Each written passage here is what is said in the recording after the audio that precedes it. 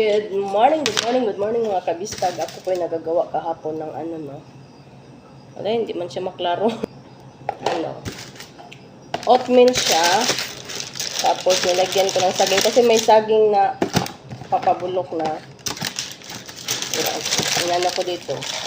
Saging, carrots, oatmeal, itlog, tsaka ano ba to?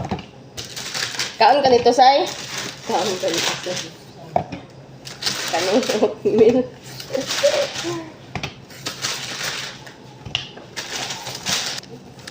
Wa sa mood. Girigla na naman. Muna siya, basta dugit ang mata ba, magsapot-sapot, marong buang. Ayan, ang dami mga kabistag. Oh.